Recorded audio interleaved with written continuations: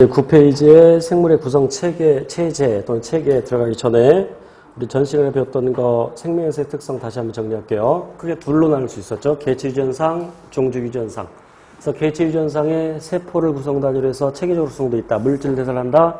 그리고 자기에 대한 반응 및 항상성. 그리고 발생 및 생장. 이 개체유전상이고. 그리고 종주유전상은 생식, 유전, 적응 및 진화. 그리고 바이러스는 생물적 특성과 비생물적 특성이 있는데 비생물적 특성을 기억하는 게 더 쉽겠죠. 비생물적 특성으로서 세포 구조를 갖고 있지 않다. 물질 대사를 하지 못한다. 스스로 못한다. 그러니까 왜 못하느냐? 효소를 갖고 있지 않다. 따라서 살아있는 생명체 내에서만 생명현상이 나타난다. 그리고 생체 밖에서는 단백질 결정체로 존재한다가 비생물적 특성. 이제 9페이지의 생물체 구성 체계, 아까 세포, 조직, 기관, 개체 암기하셔야 되고, 먼저 동물의 구성 단계를 보면 다시 한번 정리할게요. 동물의 구성 단계. 세포를 기본 단위로 해서 다시 한번 강조하건대 구조가 기능을 결정한다. 그래서 구조와 기능이 같은, 적어도 유사한 세포들이 모여서 조직이 되고, 동물에는 조직계가 없다 그랬죠.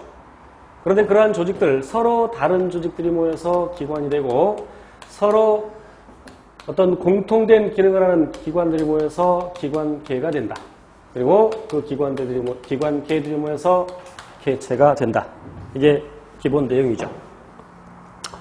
이제 동물의 조직, 아까 언급했지만 상피조직. 네 종류 기억하셔야 돼요. 상피조직. 그래서 다시 한번 반복. 상피조직은 우리 몸 밖을 덮고 있거나 또는 내장기관의 안쪽 벽을 덮고 있다고 그랬죠.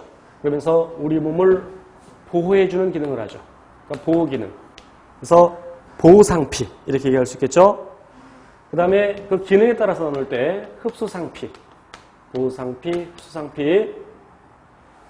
흡수상피 예를 들면 우리 소장에서 소화된 양분을 흡수하죠. 그걸 생각하시면 되겠고, 그 다음에 분비조직.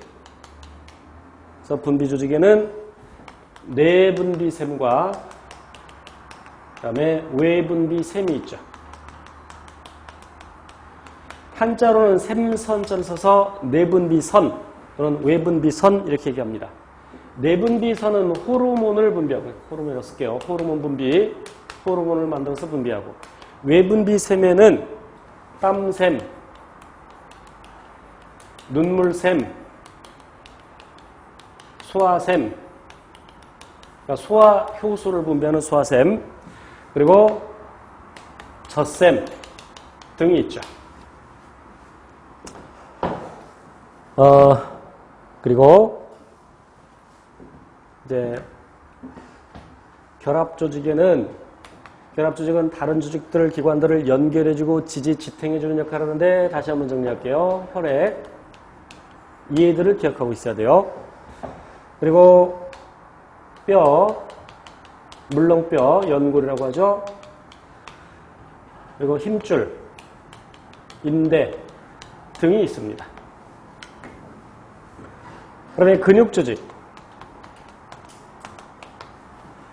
근육조직을 구성하는 것은 근육세포인데, 그 근육조직에는 뼈에 붙어있는 골격근이 있고, 그 다음에 내장근이 있고, 소화기관에 있는, 그러니까 위나 소장에 있는 그 근육 생각하면 되겠죠.